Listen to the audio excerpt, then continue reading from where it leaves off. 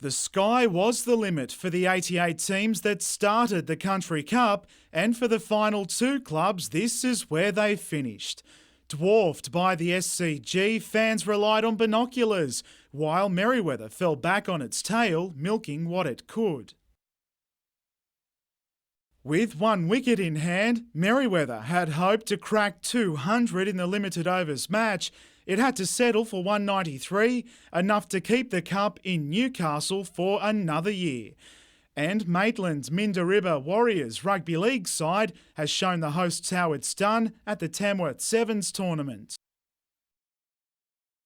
With 5 of their players named in the State Sevens squad, the Warriors ran in 6 tries to beat West Lions 28 points to 10 in last night's final.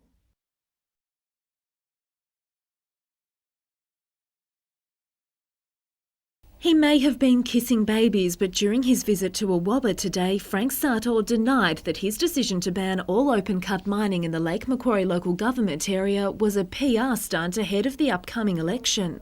This is part of a new state planning policy governing mining, which will have much more stringent controls on mining. The minister today admitting it was the community's protest over Centennial Coal's proposal for an open-cut mine just 700 metres from the Awabba Public School that put the issue on his radar. It's wonderful news. We've been fighting this for around about 18 months now, and it's a great win. It's not just a win for Awabba, it's a win for Lake Macquarie. United by the cause, residents came together again to celebrate the victory. If people stick together and lobby and try hard, and you can win. As to whether areas like Scone and Murrurundi could also be given exemptions from open-cut mining is yet to be decided. There's a lot of consideration being had to other areas as well of the Upper Hunter and this region, and we are sensitive. And as I said, in the new state policy you'll see a special clause looking at the protection of natural resources, including water streams. Christy Carter, NBN News.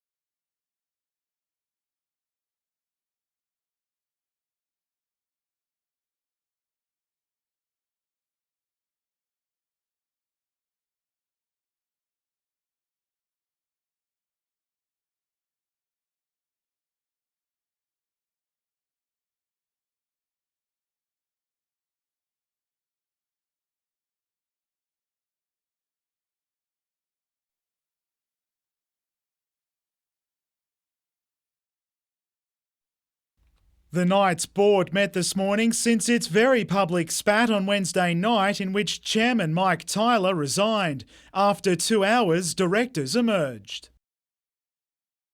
Peter Corcoran was elected unopposed. Alan McEwen is his deputy. He gave a very frank, a very forthright, a very vibrant, vigorous debate about everything. And everyone's talking to each other? Of course they are. We've always been talking to one another.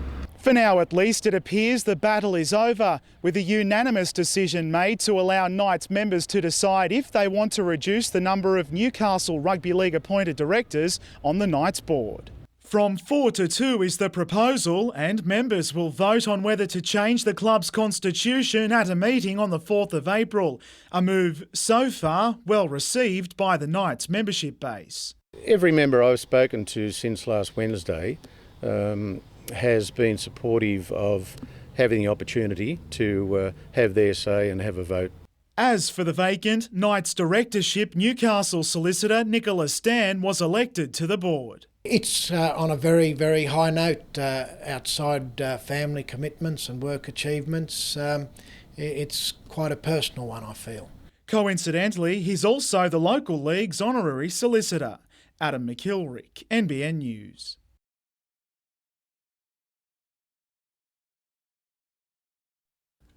The need for new court facilities has been highlighted by the Family Court of Australia's so far unsuccessful search for a new home. Given the current location of federal and state courthouses and the legal fraternity, the Lord Mayor believes the existing Newcastle Police Station may be the only suitable site for a future court building. I think that building could be turned over to court use, maybe rebuilt altogether or converted, and the opportunity there would be to have a law precinct.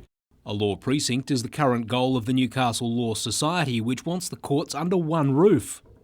Where you've got state courts and federal courts working side by side, it would be a very good solution to the problem. While it may require the state and federal governments to thrash out a deal, the Lord Mayor believes police could relocate to a new station in Newcastle West, possibly using council's soon-to-be-sold Wood Street landholding. A new police station could go there and you'd still get some residential development, you'd still have plenty of parking. It's on the intersection of two major roads. But the Law Society says it wants police kept close to the courts for security reasons. Gary Blair, NBN News.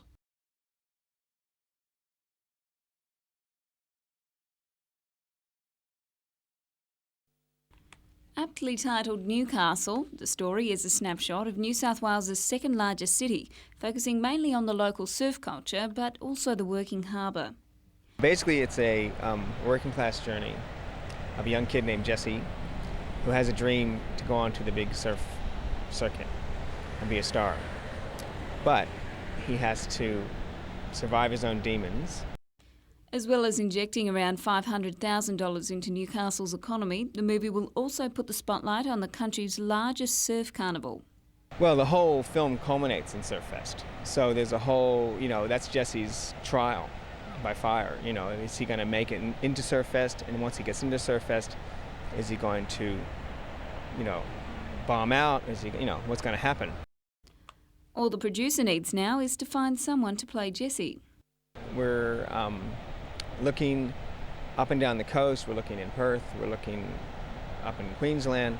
It's just a question of somebody coming forth with the right amount of personality, acting ability, and surfing ability. A real coup for the film is the signing of one of Australia's finest actors, Barry Otto. Perhaps not in the same class, but all the same making an appearance in the indie flick will be another Novocastrian icon, Mr. Joey Johns. We have to work out logistically with his sports schedule, what he can and can't do schedule-wise. But he's gonna. I definitely want him surfing in the film. Jessica Phyllis, NBN News.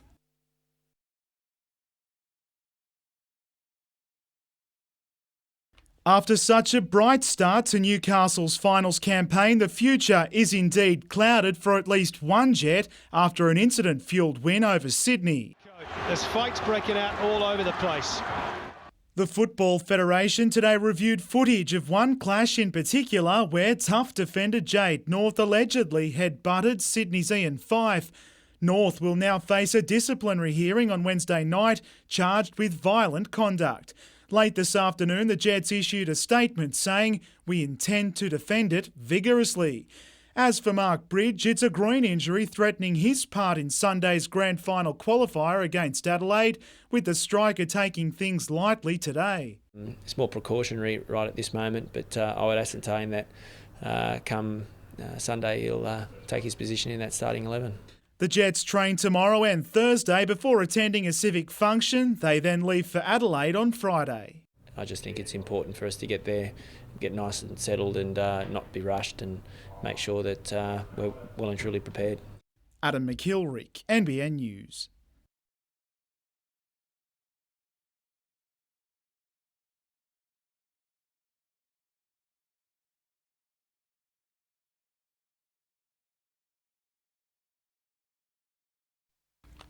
Sailing into Newcastle Harbour in the early hours of this morning, there was no disguising the triumph Tom Braidwood was feeling.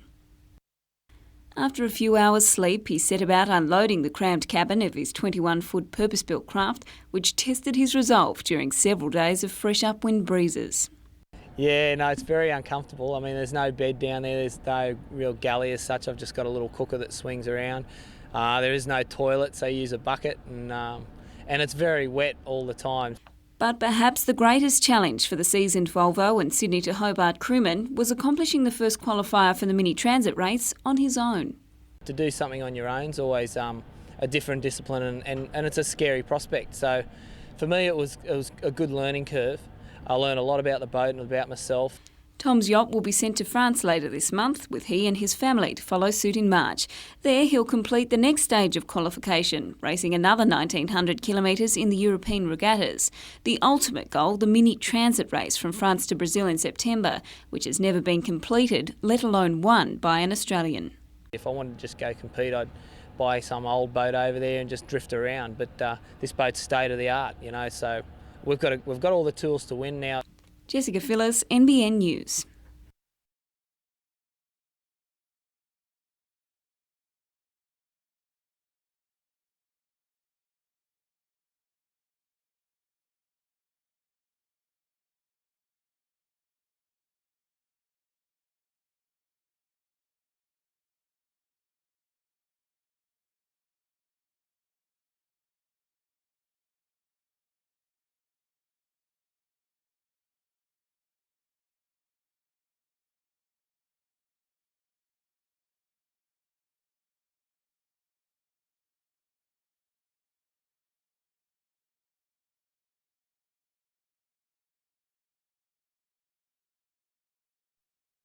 The hospital car park became a makeshift ward just after 6 o'clock last night. As staff made sure everyone was accounted for, firefighters worked at the rear of the hospital to put out a fire in this small cottage. Used as a recreational space for patients and a meeting room for staff, the cottage was reduced to a blackened shell. A kitchen worker suffered superficial burns to her hands when the accidental blaze flared up. The staff members from the catering department were setting up for a function. One of the cooking appliances they were using caught alight, and that proceeded to catch onto the curtain, and from there we believe it took hold of the building, so we're just waiting on that investigation to be completed. With the hospital nestled in a residential area, there were plenty of onlookers, some enjoying a cold beer while watching the drama unfold. The number of patients that were evacuated was probably somewhere between 30 and 40. We didn't evacuate the entire hospital. Certainly the areas that were closest to the fire were evacuated first. It's likely the cottage will be demolished with a new recreation room to be built as part of a planned $10 million redevelopment of the hospital. Paul Lobb, NBN News.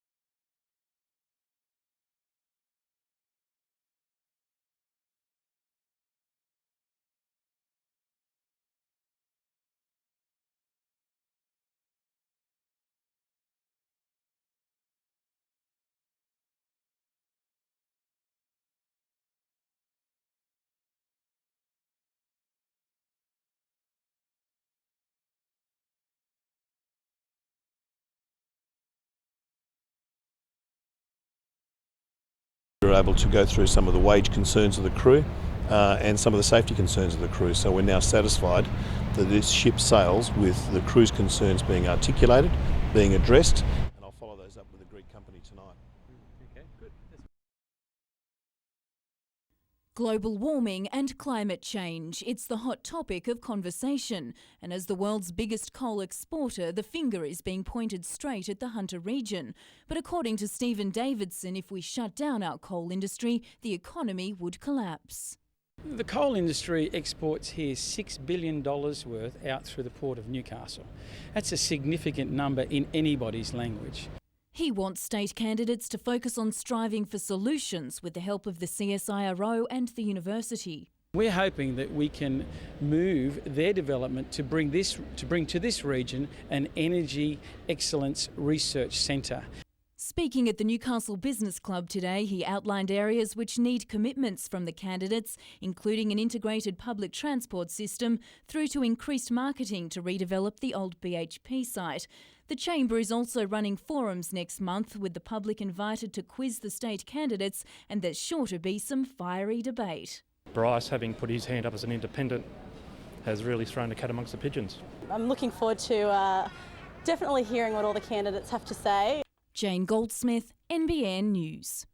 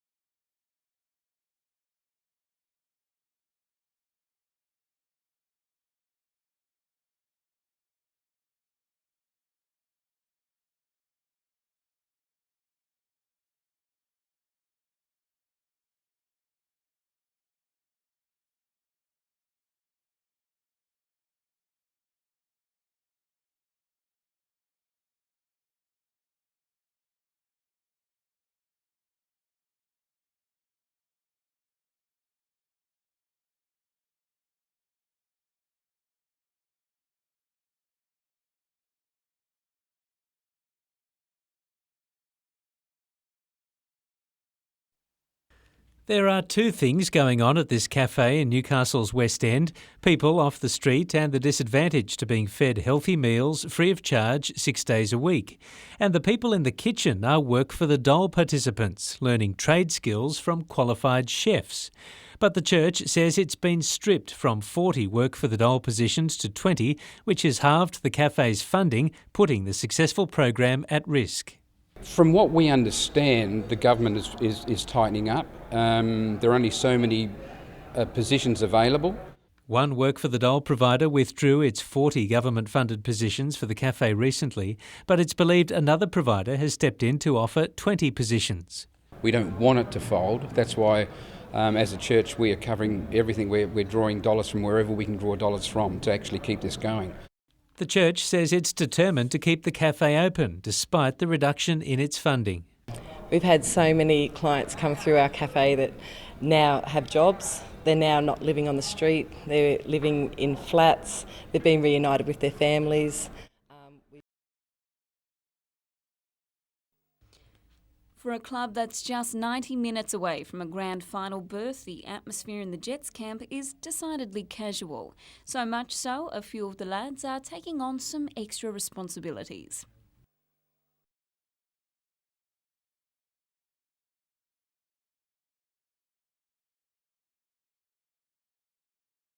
There were a couple of notable absences from training today. Paul Ocon continues to recover from a bug, while the injured Stu Michalek and Ben Kennedy are already in Adelaide for tomorrow's under-23s clash with Chinese Taipei. Mark Bridge would be in South Australia too if it wasn't for a groin strain, the uniform striker letting nothing spoil his chances of ensuring the Jets continue on their roll. You always want to play for your country, but it was sort of, if I played there I wouldn't have been able to play here on Sunday. I mean, my groin would have pulled up too sore. Coach Gary Van Egmond expects Ocon, Michalek and Bridge will be available for selection for the club's biggest game yet, but he has the added comfort of knowing there's quality backup waiting in the wings. Obviously they're the first choice at this moment, but the likes of young Troy Heafield coming through, and obviously looking at Paul Kohler and people like that. Steve Eagleton didn't play, so we've got a number of players to come and fill the breach. Jessica Phyllis, NBN News.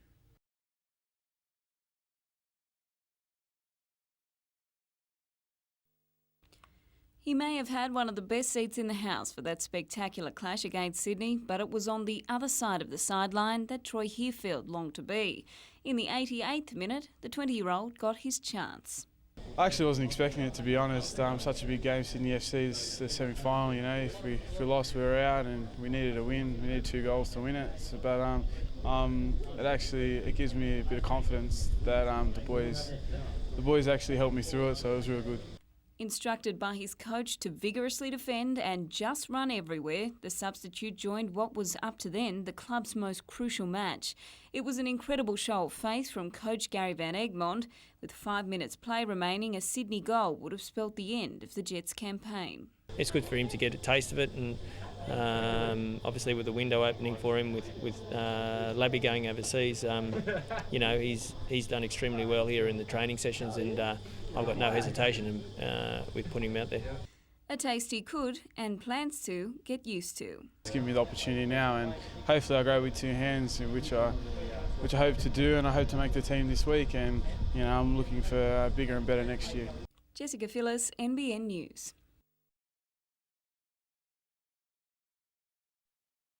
Last year's interest rate rises slowed the Hunter's residential building industry, but despite that, there was still more than 3,000 approvals for new dwellings. I think building approvals are just one indicator of a strong economy. We've got very solid levels of employment across the Hunter, and it's not just Newcastle. We've got Cessnock and Maitland and Lake Macquarie, particularly vibrant areas. The HIA predicts that the Hunter is on the verge of a building boom. In my view, while capital growth won't be spectacular over the year, I think for those people buying in, particularly into Maitland or Lake Macquarie, it's the start of what will be a massive growth phase. We know the lower Hunter growth strategy's got big expectations on housing population and, more importantly, housing employment. The number of people choosing to renovate has also remained steady. People who are quite happy to stay put and improve their standard of living, and that's been a feature of the Hunter.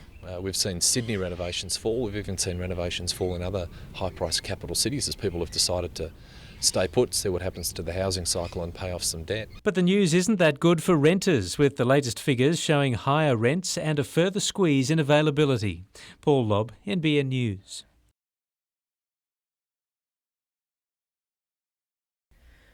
Graham Barry has been working the land for more than 27 years, and he has never seen times so grim.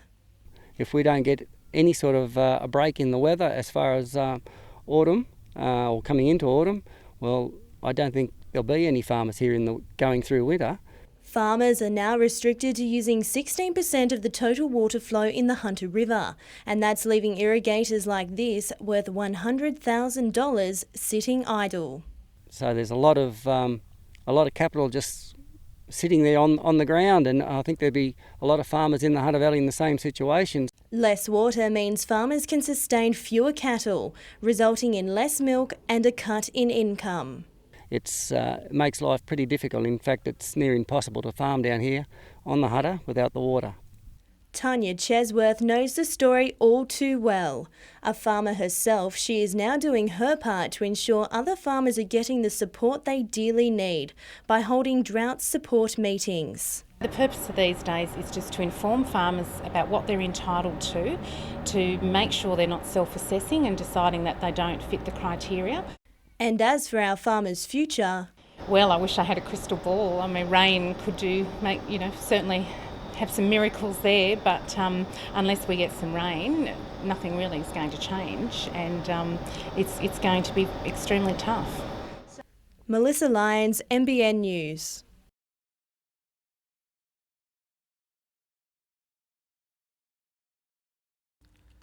When the demolishers move in, the Royal will disappear in 2 stages. Stage 1 will involve levelling the prominent McCaffrey and Nixon wings. Also to go, the hydrotherapy pool and the car park fronting Shortland Esplanade. The David Madison building's eventual demise comes in the 2nd stage. Conditions have been placed on the levelling, including changes to the hour that project manager Landcom had proposed for work on the site. Activity will now cease at 6 p.m. on weekdays rather than 7 p.m, while Saturdays have been cut from a full day to between 8 a.m. and 1 p.m. How waste is removed from the site now requires Newcastle Council's involvement. Landcom believes up to 40 vehicle movements per day may be required using Watt Street and the eastern end of King Street. However, the approval now says all vehicle movements will require agreement with the council. Now that demolition, subdivision of the site and the master plan for the project are approved, the to-do list for the project is getting shorter. Still required is the staging of a competition to design the new buildings and the much-anticipated decision on the developer that will undertake the revitalisation. Gary Blair, NBN News.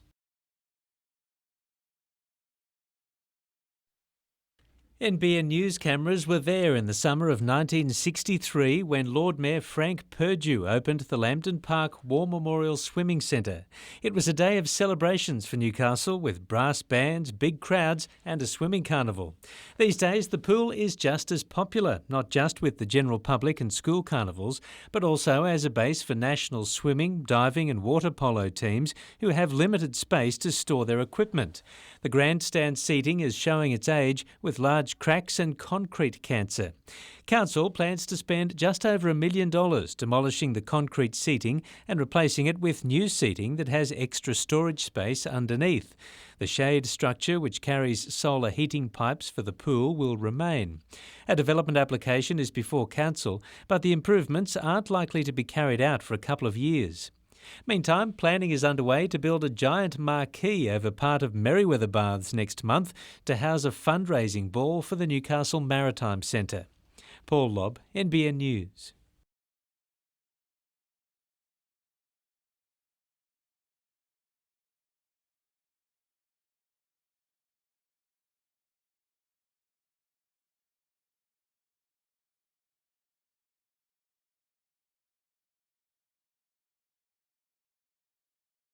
It would be, I believe, a travesty to lose Jade on the eve of, say, the Jets' biggest game.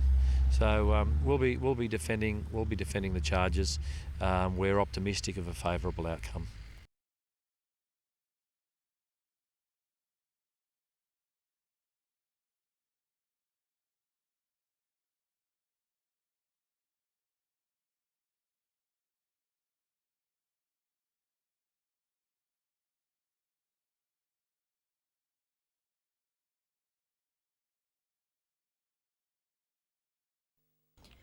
Keeping things casual with the beach session this morning, the Reds, like the Jets, are minus a couple of young key players who are part of an Ollie Roos outfit taking on Chinese Taipei tonight.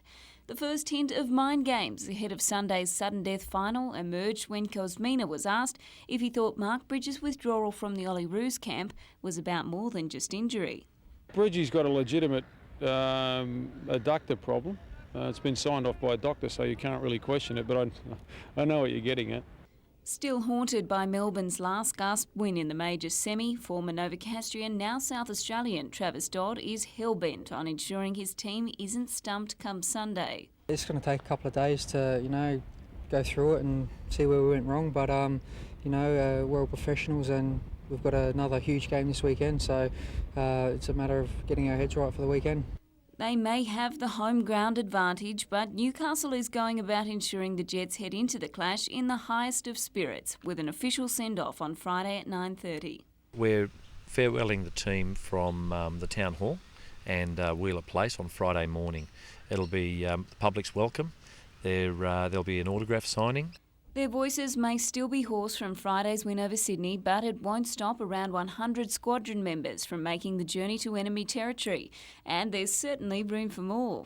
It's better when everyone travels together, obviously, so if anyone wants to go and they haven't already booked, then just get in touch with the Newcastle Jets and get the details from there. Jessica Phillis, NBN News.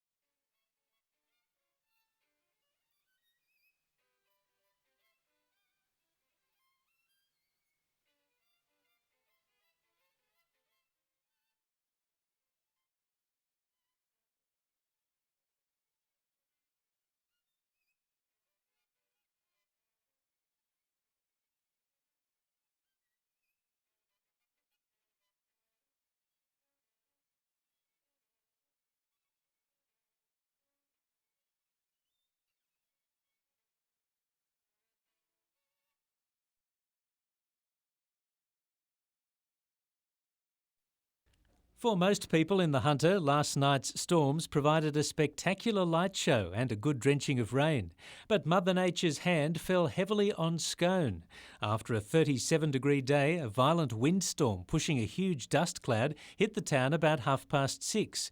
Gusting to 116 kilometres an hour, the wind tore the roof off the Scone Aero Club, sending sheets of iron and insulation sailing across the highway, coming to rest on a wire fence. The takeoff speed for a Cessna 182 is about 60 knots, and when the wind reached just that speed, this one couldn't wait. It appears as if it might have taken off on its own and sort of got airborne and then sort of stalled and came down nose first and flipped onto its back. Yeah, did a lot of damage. $15,000 worth of styrofoam footings from a building site were blown into the air and strewn across paddocks. In town, it looked like a giant can opener had been used to peel roofs from houses. The SES has attended almost 100 calls for help over the past 24 hours. Trees were uprooted and hundreds more were stripped of their branches. Oh, just ferocious. It was just, you know, the house was just roaring. You know, the wind was unbelievable, and then you could look out, you could see all the objects, missiles going everywhere. Power has now been restored to most areas that were blacked out. The people of the Upper Hunter are praying there won't be a repeat performance tonight, but conditions are right for more storms. Paul Lobb, NBN News.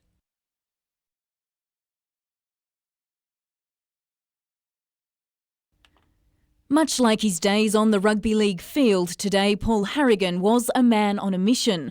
But his attention centred on the off-field matters of the Knights board, which have dogged the club for the last week. As a board member himself, he says the alliance with Wests ensures the Knights' financial security, and therefore a privatisation deal is not on the radar. Privatisation is something that's not even entering our mind, you know. Privatisation is something that Newcastle can never happen. You know, while it's possible, we've got to make sure this is a community-based club. Following the controversial ousting of Chairman Mike Tyler, there's calls for the Knights board to be restructured. The 8,000 club members will decide whether to reduce the number of Newcastle Rugby League directors from 4 to 2 at a special general meeting in April. And that's, of course, ruffled a few feathers. And the chief says that's led to allegations from some sections of the Newcastle Rugby League of a possible privatisation. The NRL had a meeting with their 11 clubs on Tuesday, and the best reason that they can give the community why they should be involved is that they may stop some possible takeover in the future. Now, if that's the only reason they're there, I think that's absurd. 75% of members must support the board restructure for it to get off the ground, and Paul Harrigan's confident that can be achieved. What's happened here is the Newcastle Rugby League blokes have grabbed at the only bit of propaganda or scare tactic they can and ran with it. And with the slightest bit of investigation by anyone, you realise that it's really nothing. Jane Goldsmith, NBN News.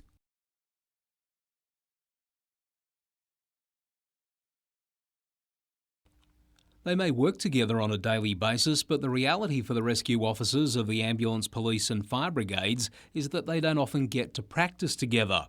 We're there at the drop of a hat if an emergency situation happens, but to take people offline to be able to drill like this and take people off the street, there's quite a bit of planning goes into it. With funding from the State Rescue Board and support from the Rural Fire Service, more than 20 personnel today headed into the Glenrock Conservation Area for simulated rescues of an injured bushwalker down a cliff face. We do a lot of motor vehicle rescue, and people think that straight away when they think rescue, but there's a lot of different types of rescue. Each crew took turns to lead the operation, including the selection of equipment for the job, which also served as a familiarisation exercise. That we can rely on the people that are going to come and back police up.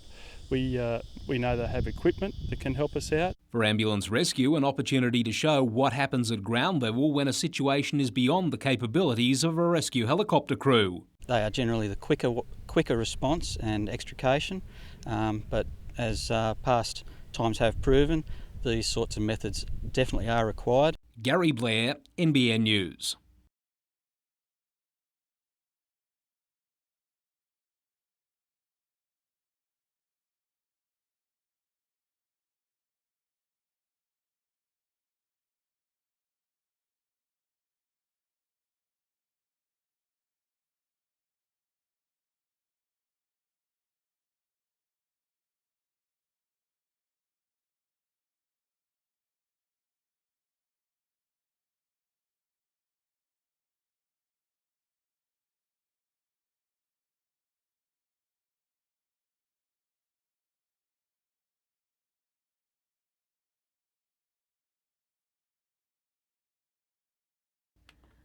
For those already in the industry, they say engineering is a rewarding career with a wealth of job prospects for both men and women. And the opportunity to travel around is certainly good. You can go pretty much anywhere with the 1 degree. I started out really liking maths and liking being around people and that kind of thing. And yeah, it's a really good opportunities. Not to mention the financial incentives, with engineering boasting one of the best starting salaries. Engineers will come up to be some of the highest paid graduates leaving university. But surprisingly, the number of engineering students across all disciplines is on the decline, with companies crying out for graduates. Well, there's some statistics that say that we've probably got about a shortfall of 18,000 engineers nationally. It's exacerbated, I suppose, by growing and continuing expenditure in the resource and industry sector. Mr Dimmick's company, one of the world's leading engineering firms, has organised a forum to be held in Newcastle tomorrow. Politicians, academics and industry leaders will be looking to find solutions, including drawing up an action plan to recruit and retain engineers. That's part of what we're looking at tomorrow, is how do we stimulate interest at school level and get those people moving into the professions, into engineering, science and planning professions. Jane Goldsmith, NBN News.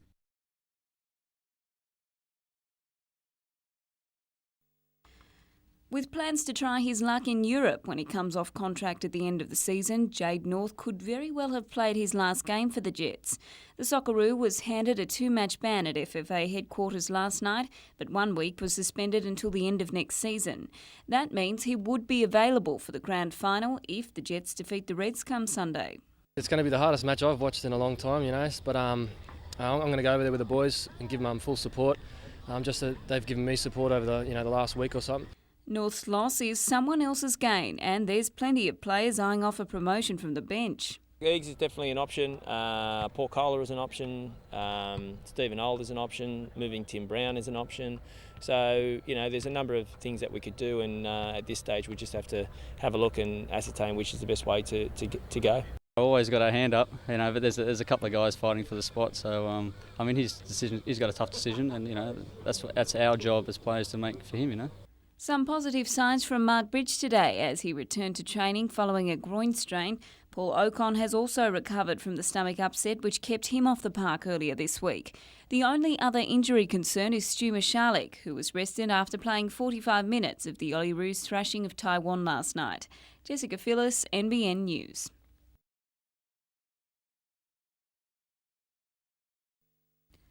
A regular fixture for the Jaggers in the past 2 seasons, Katie Bradstock is a big loss to a side already short on experience.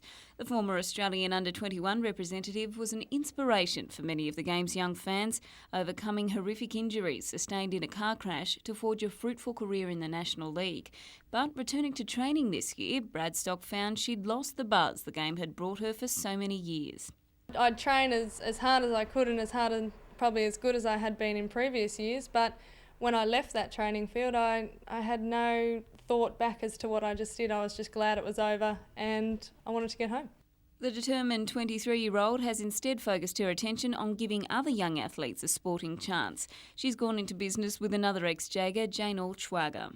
Definitely wasn't Jane's fault that I left or changed my mind in any way. I was at the start, and when I was named in the team, I was very keen to get started. But when it came to actually doing it, again, it was all back to me, and I just wasn't enjoying it.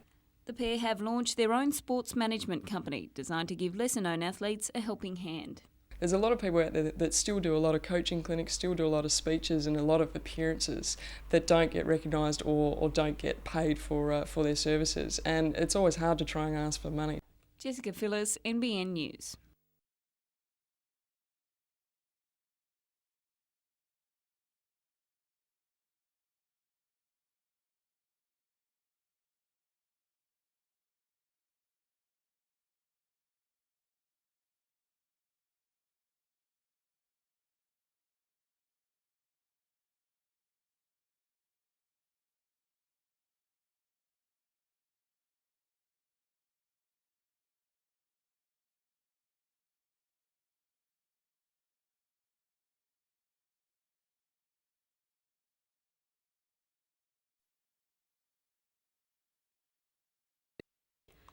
It's hard to comprehend this is the same team that was dead last in the A-League just a few short months ago. Now the Jets are only 90 minutes away from delivering something extraordinary, and doesn't Newcastle know it? See you next week with a ticket, and that ticket will be the ticket to the grand final. Thank you. Wheeler Place was painted gold as hundreds of supporters opted for a late start to school or work so they could deliver their well wishes to the players.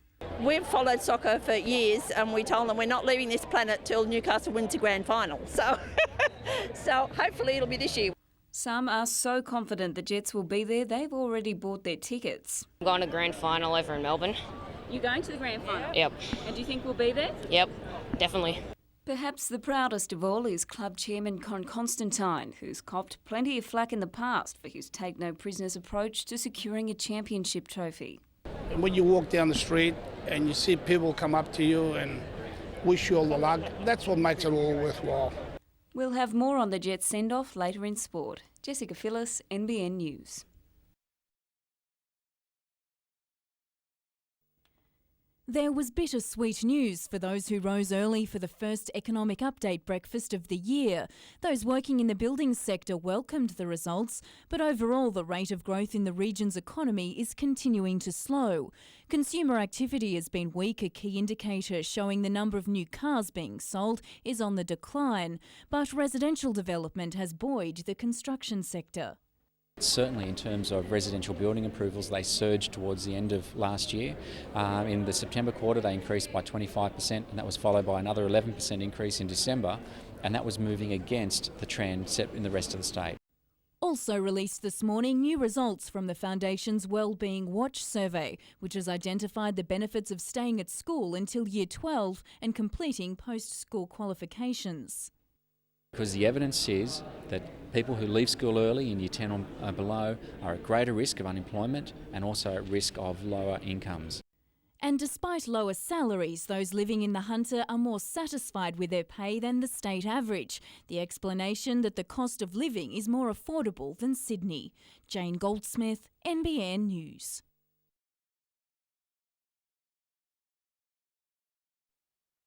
This land on the Kooragang Island industrial area near Walsh Point is to become the harbour's first ship refuelling depot. Australian company Manildra Park has leased the land from the state government and plans to spend $13 million building the depot. Next door, another company plans to build a $47 million fuel terminal that will handle about 300 million litres of diesel, biodiesel and petrol each year. The fuel will be shipped in, stored, blended and then trucked to service stations. It's expected the two projects will sustain around 20 jobs. Well, they're further building on the diversity of trade, and they're also a vote of confidence in new industry coming into the port. Having the ability to refuel directly, having a permanent facility here is only going to be a plus in terms of new ships coming into the port. Meantime, opposition leader Peter Debnam wants to retain Sydney's Eastern Darling Harbour wharves as a cargo terminal, but some believe that will further delay Newcastle's growth. Well, I think the opposition needs to come clean on its plans for Newcastle. We need jobs, investment and infrastructure in this port, not a Sydney-centric plan that takes a working harbour in Sydney. Paul Lobb, NBN News.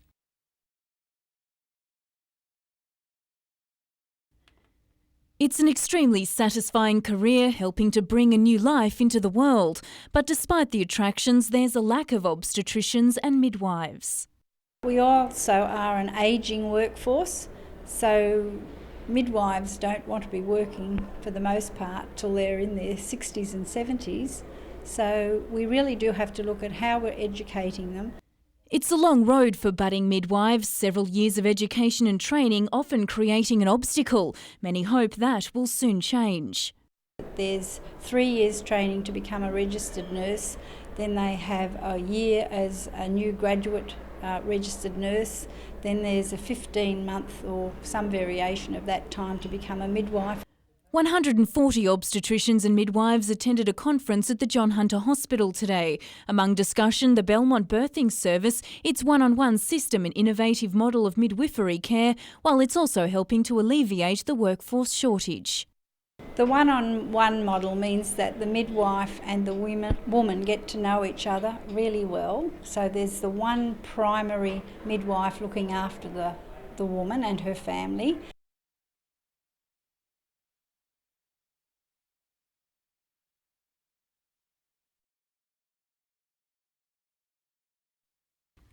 While this morning's public send-off was all about giving back to the fans, it was also a chance for the Jets to stock up on something that will be in short supply come Sunday. You've seen by the inspiration that these people give the players, what it does from their home on the home games, and hopefully we can capture this for this away game against Adelaide. We're going to go away knowing that we're going to have all the town watching it on TV, and even a few coming out to it. So it's obviously going to help us if times are tough during the game on the weekend. It may be all smiles now, but it's been a roller coaster ride for the Jets this season, and there's more than one player pinching himself. Been sent off twice in the opening couple of rounds, and then to this we're only one game away for grand finals. The man who got them there, Gary Van Egmond, is undoubtedly increasing in value every game. And although there's rumours he's been approached to fill the still warm seat vacated by Terry Butcher yesterday, the Jets manager has all but confirmed he'll remain in Newcastle next season. We've made this our home now, and I've come out publicly and spoken about that before. Newcastle's a fabulous place to live, and you'd be crazy wanting to live here, wouldn't you? Jessica Phyllis, NBN News.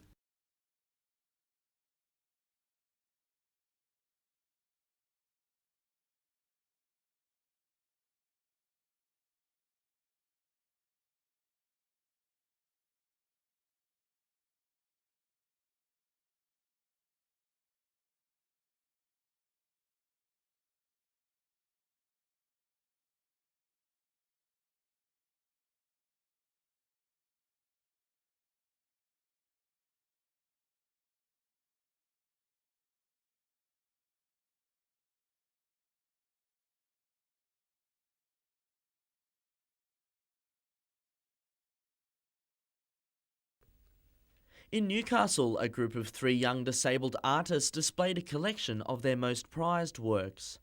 Andrew Pritchard, Linda Mullington and Julia Vargo headlined the exhibition at Gallery Wee on Hunter Street. The one-day-only event drew an appreciative crowd with all types of art, including photographs and jewellery. Meanwhile at Maitland, the annual Maitland Art Prize judging was underway. In its 50th year, head judge Anthony Bond from the New South Wales Art Gallery says he is impressed with the level of this year's competition. I think it's comparable. I think, that they all have this kind of range because they're all open to everybody. So there's a lot of amateur artists and a few professionals, some people with art school training, some people just Sunday painters. So you get a big range. The winner will be announced tonight. A crowd of over 350 people is expected to attend the opening at the Maitland Showground. Tyson Cottrell, NBN News.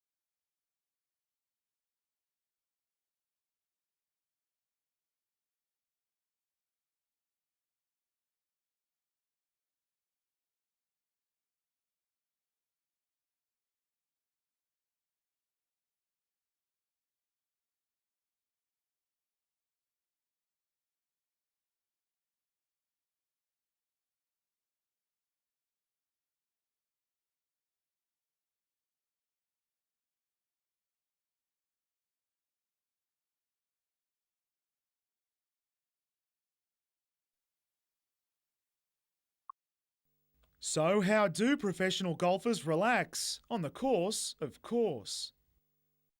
Just try and get out and play as much golf as you can while you're home, and playing next week, we need to get some practice in, so it's good fun.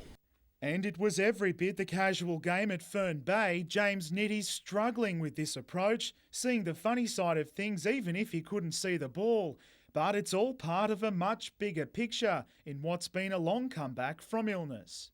I've got no more excuses, and although I'm not on a tour at the moment, I'm happy with the way my game and my health is going, so I'm looking forward to getting on a tour by the end of the year. Ideally, it's the nationwide tour the 24-year-old wants to play on, the very same card held by mate Nick Flanagan. This year is the one where I'm really going to set my sights on finishing inside that top 25 and getting out on the big tour next year. Both will play tournaments in Adelaide next week, then New Zealand, before Flanagan starts his American campaign. Nitties just might make the trip as well. If I come up with a couple of good starts there, I can sort of, slingshot my way straight onto the tour that Nick's currently on. And in an interesting sideline of sorts, former league international Tim Brasher essentially took the day off too, even if it meant spending it at the office. When he finished football, started caddying for one of the guys on the European tour. He was just kind of backpacking around, and now he went over to the US and did a bit of caddying over there, and we got to know him.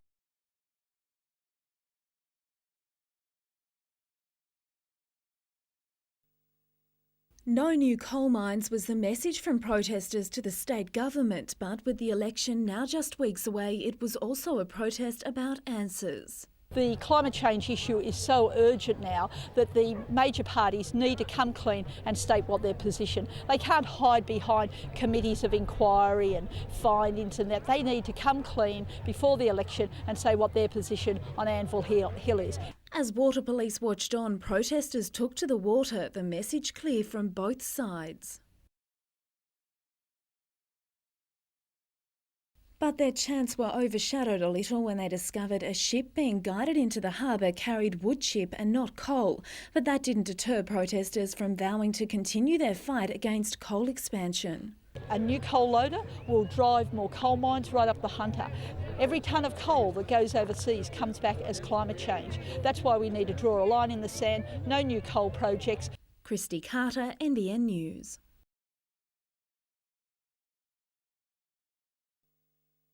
It's an agreement that's made history. Around 4,000 hectares of Crown land at Stockton Bight has been handed back to its traditional owners, the Worimi people. It's a very significant moment in the history of reconciliation in Australia, I believe. And every piece of coastal land which we can protect is valuable. But this is doubly so because of the community that's involved. They've had a long association with this land, and it's just a wonderful thing to be able to help that community reconnect with the land and to manage it along with them as a partnership into the future. While the Bight has in the past been controlled by the state government, it will now be co-managed by the Worimi people and the National Parks and Wildlife Service. The Worimi people have also consented to allowing the land to be used for recreational activities, such as four-wheel driving and beach fishing into the future. This is a park for the community to enjoy. What you'll find, though, is you'll have an enriched experience because the cultural custodians of that land will be able to explain to people their association with the land and their perspectives on its management.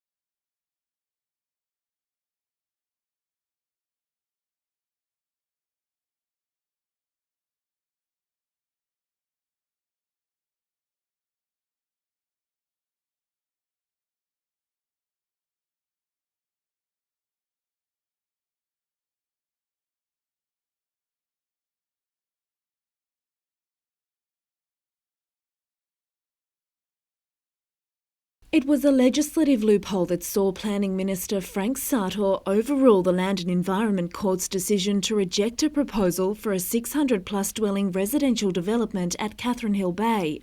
Today, residents voiced their outrage, joining more than 50 community groups at a rally in Sydney's Hyde Park to protest against Frank Sartor's planning decisions.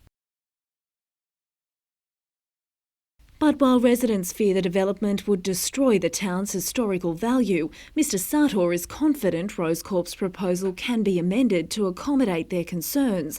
He's set up a 20-person reference group made up of 8 residents, council representatives and the Heritage Trust to have input into the development's overall design. I want them to look carefully at the heritage issues to see whether any approved development can coexist with a state heritage listing for Catherine Hill Bay.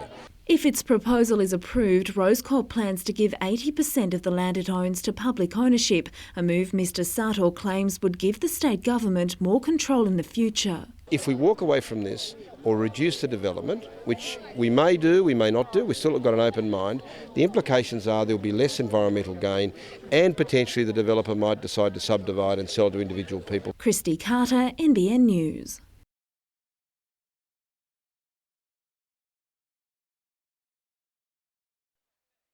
"2007 represents a fresh start for the Hunter Jaegers on all fronts.